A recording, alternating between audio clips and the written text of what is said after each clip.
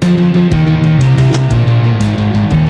terrible ce constat de se dire que l'État a créé des usines à fabriquer de la frustration. Ouais, l'État a créé des monstres, j'ai envie de dire. L'État a créé des monstres, mais vraiment, parce que je dis, malheureusement, il y a des gamins qui sont complètement désespérés. Et surtout, le vrai problème aujourd'hui, c'est la folie.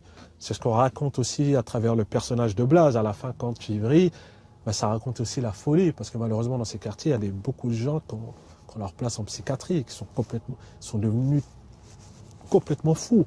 À force de subir, à force d'être humiliés, à force d'en prendre plein la gueule, on finit par vriller.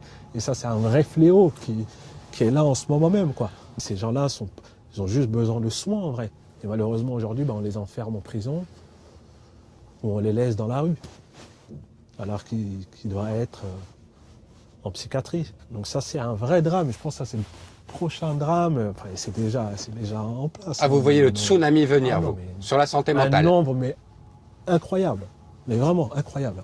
J'ai lu un livre absolument fascinant il y a quelques semaines qui s'appelle Black Music Justice. Absolument génial.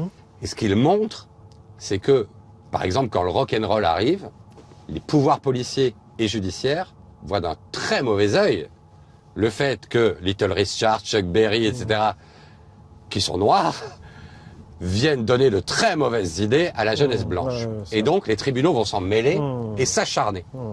Vous, dans votre vie, là, Julie, vous avez vécu absolument la même chose. C'est-à-dire que quand Les Misérables sort, et que Le Misérable devient un phénomène de société à juste titre, il y a un magazine dont on va taire le nom, qui fait un article, magazine raciste, qui fait un article pour rappeler les problèmes différents que vous avez eus avec la justice. Est-ce que ça, c'est ce qu'on appelle le racisme d'État? Le racisme d'État, je sais pas, mais le racisme, oui. Clairement, c'est du racisme, on l'a bien vu. Et les gens se sont acharnés. Pourquoi ils se sont acharnés? Parce que le film a pris beaucoup d'ampleur. Le film a eu un succès énorme. Et le fait que je sois le représentant français pour les Oscars, je sais que ça, c'est pas très bien passé. Donc oui, forcément, il y a eu de l'acharnement. Ils ont commencé à sortir les histoires. Enfin, ça a été une période compliquée. Mais bon, en même temps, je me dis, bon, c'est comme ça, malheureusement. C'est le prix du succès. Quand tu réussis, oui. Alors, personne n'a dit qu'il fallait tout payer dans la vie, non plus. Ouais, je sais, mais bon, voilà, c'est comme ça. Je me dis que voilà, il fallait s'attendre à ça, et c'est le jeu, et puis voilà.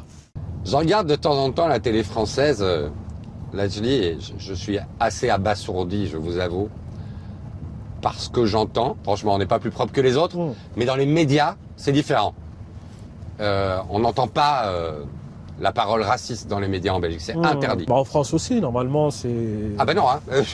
Oui, bon là, en fait, ils font un peu ce qu'ils veulent, mais je veux dire, si on suit la loi, non, c'est sûr que c'est interdit d'avoir des propos racistes à la télé, surtout quand c'est la télé publique. Mais ouais, moi, j'ai pas la télé, j'allume même plus la télé, donc... Mais vous savez ce qui se passe. Vous savez le bruit qui court sur les télévisions. C'est terrible. Quand on voit les médias, toutes ces chaînes d'information continues, ça reste des chaînes de propagande qui attisent la haine, qui propagent la haine à longueur de journée.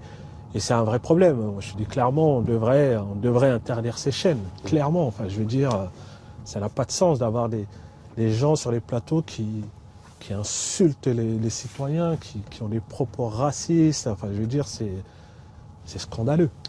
Scandaleux, c'est financé notamment par un homme qui s'appelle Bolloré, aujourd'hui, avec des chaînes de télé, des journaux, le Journal du Dimanche récemment, des chaînes de radio, Europe 1, etc.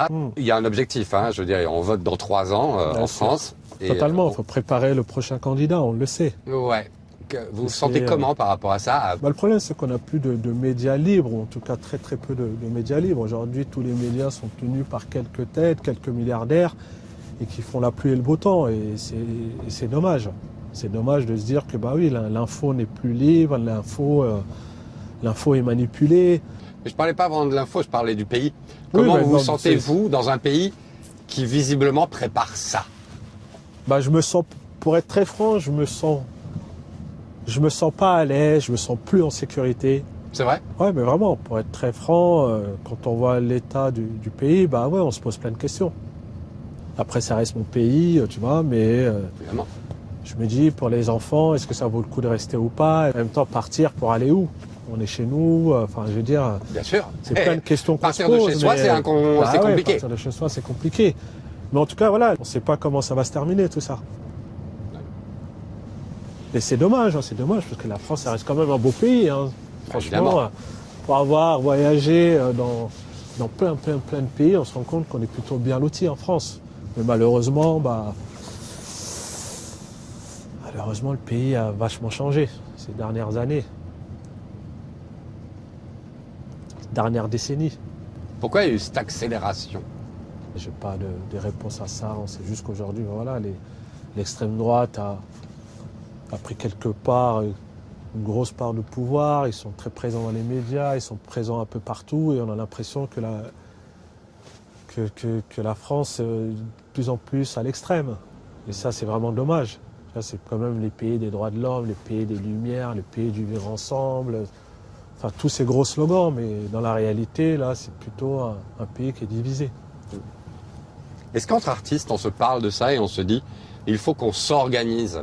Est-ce que c'est une discussion que vous avez sur l'utilité de votre job Bien dans sûr. les années à venir? On en parle souvent, mais aujourd'hui, on a l'impression que tout le monde a peur. Les gens ont peur de parler, ont peur de s'exprimer, ont peur, ne veulent plus vraiment s'engager. Il y a un climat qui est un peu chelou où les gens n'osent plus. Les gens se cachent, les gens se planquent. Peur du bad buzz, Ouais. qu'une carrière s'arrête. Aujourd'hui, on sait très bien.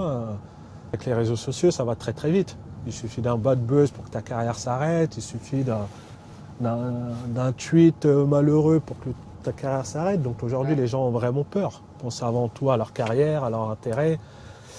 Donc c'est compliqué. Donc ils s'expriment moins. Hein. Ils s'expriment moins. Ouais. Et quand ils s'expriment, ils ne disent pas vraiment ce qu'ils pensent. C'est dommage. Hein. C'est dommage, ouais.